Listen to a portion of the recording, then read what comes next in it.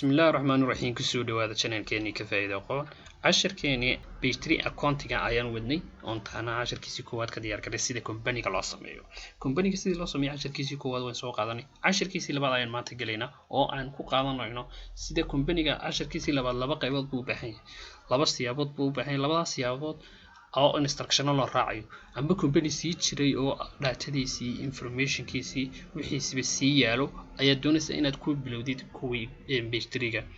3ga ku bilowdid marka page 3 markaad ka gelisid systemkiis uu ka duwanaanayaa company-ga cusub company-ga hadduu cusub yahay oo imika new yahay oo aad lacagtiina haysatid lacagtii aad ku bilaabaysid company-ga lacagtii company ku bilaabaysid markaad doonaysid markaad u gelisid وين تاسو midna waa taa labada hab bay noqonayaan company-ga marka imika waxaan ku sii doonaa company-ga markuu sii jiro markuu ugu horeysa waxaad soo samaysanaysaa balance-gii ugu dambeeyay haraagii markaad xisaab xidhka soo dhameysatid xisaab walba alaabta haraagaaga ugu dambeeya iyo lacagtaada haraagaaga ugu dambeeya ayaad gelinaysaa systemka page 3ga kabacdi marka ugu horeysa cost ma gelinaysid kuwan kale imika haddaan business static-ina tagno waa kuwii account balance-geeduna waxa weeyaan waa wada eber wax lacag inooga jirto wax customer-na ma lihin wax account receivable-keenu oo ay deyn ku leenahay ma jirto dad inna information-kiisi business-ka markaad ku dhufatid imika ka page 3-gana waxa weeyaan 2013 waa very advanced waa latest version-adii ugu dambeeyay wuxuu sameynayaa simplification aad buu u fududeynaya systemka iyo company-ga sidoo uu shaqeynayo marka ugu horeysa waxaad marka maadaama maran tahay waxayni haddii aad bilaabaysid haddii aad company cusub bilaabaysid haddii aad bilaabaysid waa inaad marka ugu hortagtaa waxaad tagaysaa aan ku soo celiyo waxaad tagaysaa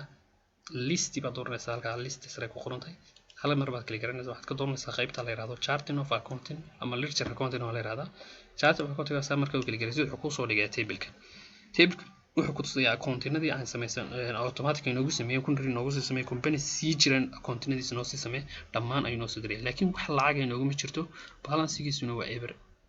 eber million ilaa xaq hoosatan eegno waa zero wax lacag oo inoogu wada jirta $0 weey markaad halkan samaysatid balance-gaaga xisaab xidhkaaga lacagtii wixii aad haysid oo dhan alaabtaadii ayaad halkan gelinaysaa alaabtii halkan waxaad gelinaysaa bitcash waxaa yiraahdaa waxyaabaha yar service-ka yar loo iibsado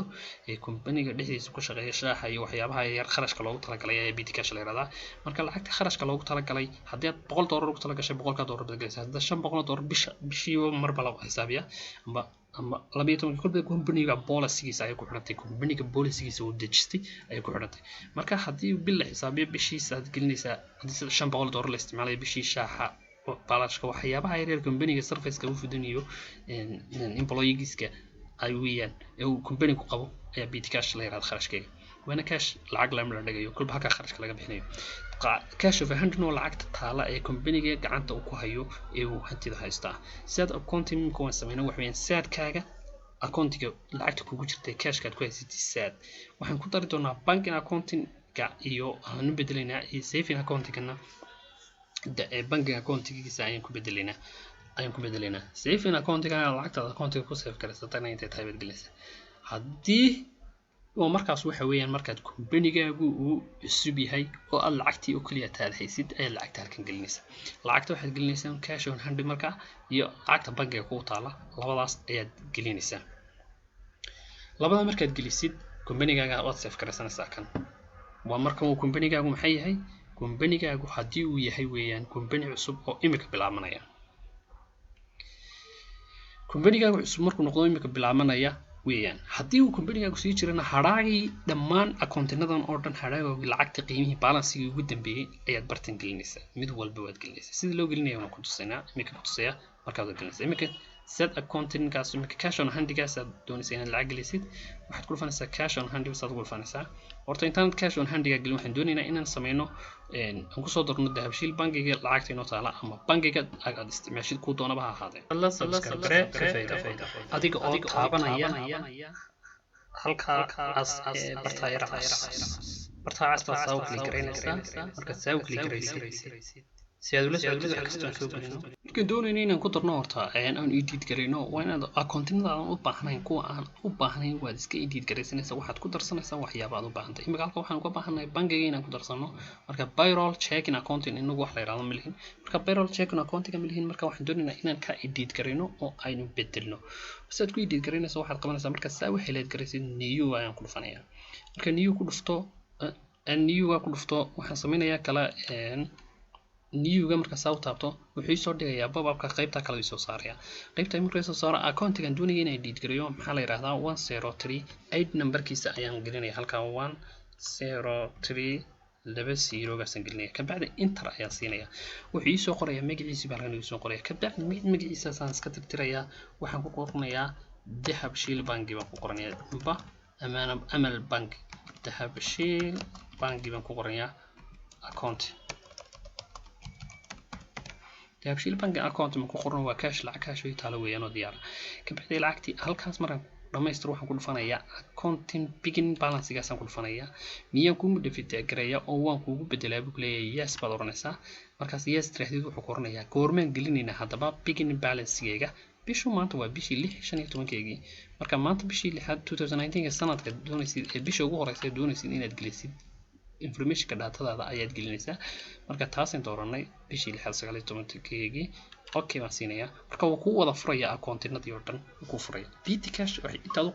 u qontaysaa hadduu businesskaagu sii jiro wax lagaasad gelinaysaa laakiin hadduu cusub yahay minka company-ga ka dhigalayno maadaama mid cusub yahay ma gelin lacagtan gacanta ku hayno ayaan gelinaa waxaan ku haynaa lacag $50,000 ayaan ku bilaabaynaa company-ga waxaan kale oo bangiga waxa ii yaal intaas waa inta cashka gacanta ku hayo waxa ii saadka waxa igu jira 10,000 ama EFC-da kulbakii aad joogtid waxa igu jira $10,000 halkan waxa igu jira Dahabshiil Bankina waxa igu jira $40,000 baa igu jira accountigiisa lacagtaas waxay dhantay $100,000 lacagta $100,000 ah ayaan doonayaa inaan ku sameeyo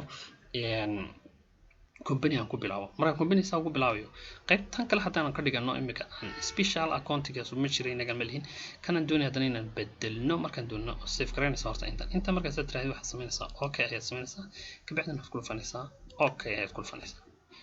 markuu saa inuu diyaar gareeyay wuxuu noo sameynayaa wakaas debit and credit keeni uu inoo diyaar gareeyay 40,000 buu inoo diyaar gareeyay balance-giisa accountigan company-gan intaan ku leenahay isagu soo qoray intii kale ma soo qorayo wuxuu inoo soo qoray markaan xagan tagno kala markaan tagno inuu soo qoray waka 500 balance-giisa ugu hooseeyaan waa inuu noqonayaan waa inuu noqdaa equal markaan soo sameyno hadhow toole soo galno marka inta mid walba inta geliyay waxaan doonayaa kan inaan ka bedelo special account milihin marka aan doonayaa inaan bedelo laba jeer waxa kala garanaysaa mar labaad ku celisay fahdid accountigan markaas uu kala gareeyay uu inoo soo qabtay kabacdi waxaad qoraysaa kabacdi ku qoraysaa EFC baa ku qoraysaa accountiga EFC accountigaaga haddii uu ahaa aad ku qoraysaa waa daily account ama daily account waad iskaga qoran kartaa EFC daily account waad iska dhigi kartaa waxaad ka dhigi kartaa EFC daily account waad ka dhigi kartaa amba waa account ahaan mar walba waa account maadaama lacag ku keedinaysid waa ku account laakiin maadaama daily ku qabanaysid dailygiisa aad gelinaysaa kabacdina accountiga ku dhufanaya save draft waan oranayaa si uu inoogu bedelo bishii 6aad ee aan gelinay alaabtan soo saarnayna 2019 6kii kabacdina waa kaan samaynayaa wuxuu ii banaynayaa EFC BT cash-ka xaguu ii baneeyay ka qaybtaasan gelinaya lacagta waydana waxay noogu jirtaa $500 baa noogu jirtaa $500 صح صومها $500 بالغاني noogu jirtaa saving accountigana kala hadiyaan saving accountigaasna waxay noogu jirtaa iyadna $500 oo kale noogu jirtaa waa accountigaad ku keedsatay wax saving accountigaas wuxuu noqon karaa meel aad kala aad wax dhigatid ama meel account kale aad ku dhigatid ama company kale wax ku keedsatid waxa la waxa doonid ka soo qaad ama aad qacantada jeebkaaga ku haysatid saving-kaaga accountiga kabacdi intaasna sameeynaa okay aan oranaa okay markaas chart of account-kaagi balance-giisii marka 500 baa soo dhigay iska soo xiraysaa marka soo xididkan wuxuu sameeyaa wakaas inuu soo daray 500 chart of account-geeni ama account-ga list-kaagi waad gelisay haddii uu company-gaagu sii jiro waa kii company-ga cusub weeyaan lacagtii haysto way haddii aan lacag haysan wax company ma bilaabi karays sometimes dadka people waayo wuxuu weydiinayaa purchase order markaan gaarno wuxuu weydiinayaa lacagta account-gan laga baxay account-ga hadana lacag ku soo shubnay ma koon lacag nooga jirin hadhow ma isticmaali karno oo ma oran karno account-gaasan kaga soo iibsanayna purchase order-ka marka imika company-ga sii jira ee marka la xisaab xidhkiisa la sameeyo kebiga haddii lacagta BT cash ku tahay waa halkan sii wada gelinaysa waa sii wada gashanaysaa isaga gebigiisaba wax ma hal mar baad wada gashanaysaa waad ku sii wada guraysaa saasaad wada dheeraysaa liiska gebigiisaba wada buuxsanaysaa marka halkan wada buuxsatid ay wada dhamaysatid account receivable kan kale imika waxa weeyaan account receivable kan la diinta aad ku leedahay customer-kaaga halkaas gelinaysaa diinta account receivable kaas kuwa asleedahay ma soo noqonayo allows for adaptive accountable raada diinta asleedahay ma soo noqoto shaki badan ba ku jira inay dib kugu soo noqoto naagada inventory-gaaga markaad qiimaysid haddii aad imika manage shoes baan soo doornay soo maaha rag shoes-kii ugu dhan markaad soo gelisid waxaan doornay waxa barra store shoes oo baxa markaan sameeyay company-ga shoe-ga kabahii rag oo dhan markaad soo wada qiimaysay inta kartoona ku taala qiimahooga ayaad halkan gelinaysaa markaas xisaabtiisa ma intaas oo kartoon ka yaala intaas oo kartoon dumara kaba inuu yaala dumara caruurtii baa taala iyo inventory-ga accessory-ga waxyaabaha kale oo dhan ayaan loo aan magac lahayn haddii doonto iyagana way edit garan kartaa mid walba waxaad u samaysan kartaa magaca ku gaara iyo waxaan account kasta inta edit gareysatid laakiin waa inaad type-ka account-ga ku qortaa inventory markaad doonayso inventory chart of account-ga marka la gelinayo beginning balance-giisa ama company-gu hadduu sii jiray haddii aanu sii jirinba waa inaad gelisaa haddii ka 3-4 midho hore gelinaysa wixii cash hanaad aad gacanta ku haysid ayaad gelinaysaa marka company-gaagu cusub yahay doonayna imika qorshayno lacagtii waa inaan hayna marka ugu horeysa lacagtii maadaama aan hayno lacagtii waa inaan system-ka sii gashanaa inaan lacagta haysano oo company-ga leenahay kabacdi markaan lacagtaa sii gelishano ayaan samayn karaynaa purchase order iyo customer iyo company iyo wax walba aan diyaar garaynaa casharkeen maanta waxaan kusoo qaadanaynay sida loo geliyo balance-ga chart-ka markaas halkaas kusoo gabagabeynaa assalaamu calaykum waraxmatullaahi wabarakaatu wixii aad su'aal ka qabtid ama ku saabsan Page3 ama QuickBook ama Tally or Computerized Accounting you can comment-ga soo qori kartaa su'aashii aad qabtidna waa soo weydiin kartaa assalaamu calaykum waraxmatullaahi wabarakaatu